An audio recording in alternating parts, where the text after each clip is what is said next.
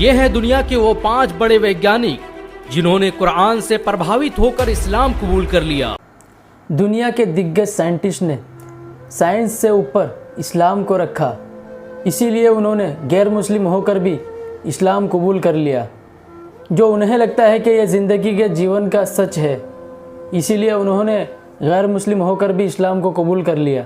तो अस्सलामु अलैकुम रहमतुल्लाहि व बरकातहू, और आप देख रहे हैं एजे अब्दाली नेटवर्क। दुनिया जो है झूठ है, बस सच अल्लाह की ज़ात है, इस बात पर हर मुसलमान का ईमान है। तो नाजरीन, मैं आज ऐसी खूबसूरत वीडियो लेकर आया हूँ जो आपको बहुत ही पसंद आएगी। और ये दुनिया के टॉप 5 ग्रेट साइंटिस्ट है जिनको अल्लाह ने ईमान की दौलत से नवाजा। तो आइए वीडियो को स्टार्ट करते हैं। ये हैं दुनिया के वो 5 बड़े वैज्ञानिक जिन्होंने कुरान से प्रभावित होकर इस्लाम कबूल कर लिया। इन वैज्ञानिकों ने कई सालों तक नासा और स्पेसएक्स जैसी संस्थाओं में अपनी सेवाएं दी। कुरान के वैज्ञानिक दृष्टिकोण को सामने लाने में इन सभी वैज्ञानिकों का बड़ा योगदान रहा। इस्लाम कबूल करने वाले 5 वैज्ञानिकों की लिस्ट में पहला नाम विलियम कीथ मूर का आता है। कनाडा में जन्मे कीथ मूर को आज भी एम्ब्रियोलॉजी का सबसे बड़ा वैज्ञानिक माना जाता है। इन्होंने सालों तक टोरंटो यूनिवर्सिटी में एनाटॉमी और सेल बायोलॉजी के प्रोफेसर के रूप में अपनी सेवाएं दी। प्रोफेसर विलियम कीथ मूर पूरी जिंदगी इंसान के पैदा होने और मां के पेट में उसके बनने की प्रक्रिया पर शोध करते रहे। लेकिन एक बार 1980 में उन्हें सऊदी अरब की किंग अब्दुल अजीज यूनिवर्सिटी में लेक्चर देने के लिए बुलाया गया। सेमिनार के दौरान जब उनके सामने इंसान के बनने और पैदा होने से संबंधित कुरान की आयतें पढ़ी गई तो वो हैरान रह गए। उन्हें यकीन नहीं हो रहा था कि इंसानों के पैदा होने और बनने के जिस तरीके को वैज्ञानिक आज खोज पाए हैं उसे कुरान ने 1400 साल पहले ही बयान कर दिया था। सऊदी अरब से वापस आने के बाद कीथ मूर ने कई सालों तक कुरान का मुताला किया और फिर इस्लाम कबूल कर लिया। उन्होंने अपनी किताब द डेवलपिंग ह्यूमन में यहाँ तक कह दिया कि कुरान में भ्रूण विज्ञान के बारे में जो कुछ भी लिखा है उसे कोई इंसान नहीं लिख सकता। विलियम कीथ मूर ने विज्ञान के क्षेत्र में कई आविष्कार किए। उनके योगदान को देखते हुए कनाडा, अमेरिका और इंग्लैंड की सरकारों द्वारा उन्हें कई अवार्ड से सम्मानित किया गया। इस्लाम कबूल करने वाले 5 वैज्ञानिकों की लिस्ट में दूसरा नाम मोरिस बुकाय का आता है। ये वही मोरिस बुकाय थे जिन्होंने मिस्र के फिरौन की लाश का पोस्टमार्टम किया था। इन्हें आज भी फ्रांस के इतिहास का सबसे बड़ा सर्जन माना जाता है। इनकी लिखी किताबें आज अमेरिका और यूरोप की बड़ी बड़ी यूनिवर्सिटियों में पढ़ाई जाती हैं। 1980 के दशक में जब फ्रांस ने फिरौन की लाश रिसर्च के लिए मंगाई तो उसकी जिम्मेदारी मोरिस बुकाय को ही सौंपी गई थी। मोरिस बुकाय ने रिसर्च के दौरान फिरौन की लाश पर लगे नमक से साबित किया कि इसकी मौत समंदर में डूबने से हुई है। लेकिन वो ये देखकर हैरान रह गए कि जो बात उन्होंने अब रिसर्च से साबित की है उसे कुरान ने बरसों पहले बता दिया था। मोरिस बुकाय यकीन नहीं कर पा रहे थे कि फिरौन के डूबकर मरने और लाश के बच जाने का जिक्र कुरान में पहले ही मौजूद था। इसी दौरान मोरिस बुकाय का सऊदी अरब जाना हुआ, जहां एक कॉन्फ्रेंस की शुरुआत में कुरान की एक आयत पढ़ी गई कि अब तो हम तेरी लाश को ही बचाएंगे ताकि तू बाद की नस्लों के लिए निशान इबरत बने। अगरचे बहुत से इंसान ऐसे हैं जो हमारी निशानियों से गफलत बरतते हैं। इतना सुनना था कि मोरिस बुकाय मारे जोश के चीख पड़े और भरी महफिल में खड़े होकर सबके सामने ऐलान कर दिया कि मैं आज ही इस्लाम कबूल करता हूँ और अल्लाह की किताब कुरान पर ईमान लाता हूँ। फ्रांस वापस जाने के बाद मोरिस बुकाय ने लगातार 10 सालों तक कुरान और विज्ञान पर शोध किया और साबित किया कि कुरान की एक भी आयत साइंस के सिद्धांतों से नहीं टकराती, बल्कि साइंस आज जो कुछ भी बयान कर रहा है कुरान ने उसे हजारों साल पहले ही बयान कर दिया था।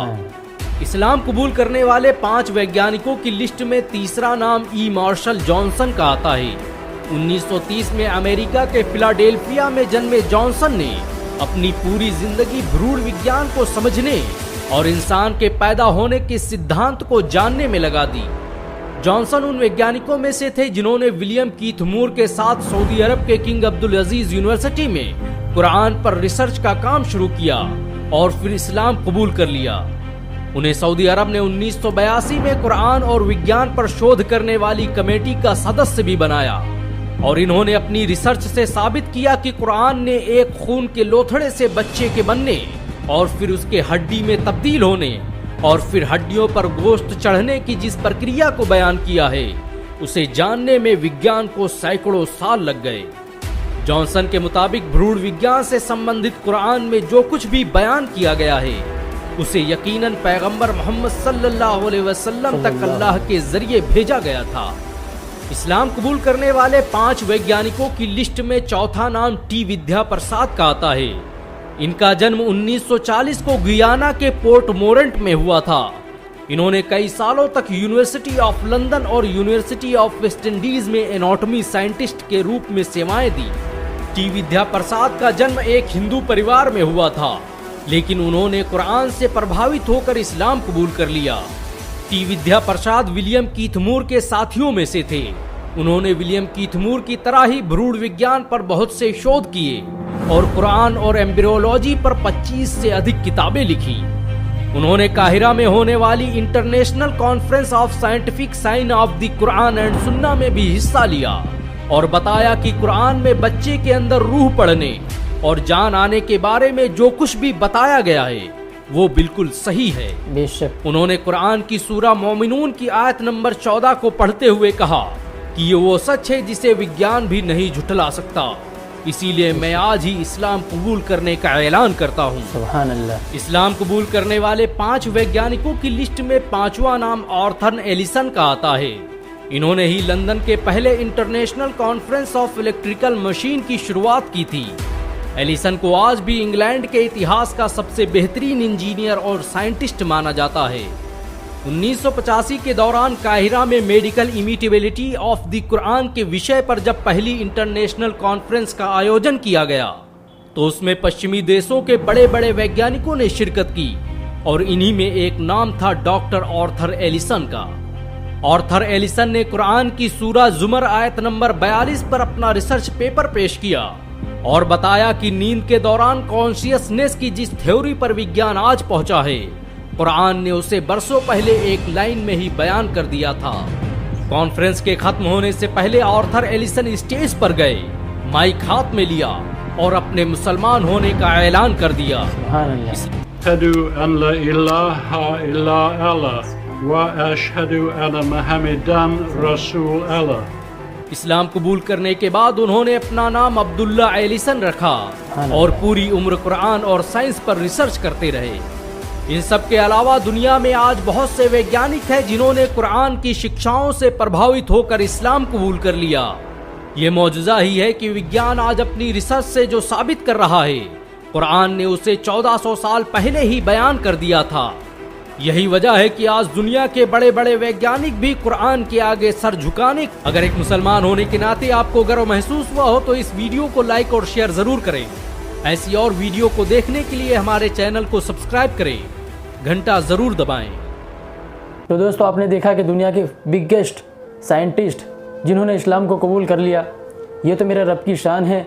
मेरे रब ने इन्हें ईमान की दौलत से नवाजा। अल्लाह सुब्हानहू व तआला जिसको चाहे उसको हिदायत का रास्ता अता फरमा दे और जिसको चाहे उसे गुमराही के रास्ते पर डाल दे। और दोस्तों, वीडियो आपको पसंद आए तो इसे लाइक, शेयर और कमेंट बॉक्स में सुभान अल्लाह ज़रूर लिखें। तब तक के लिए अस्सलामु अलैकुम रहमतुल्लाहि व बरकातहू।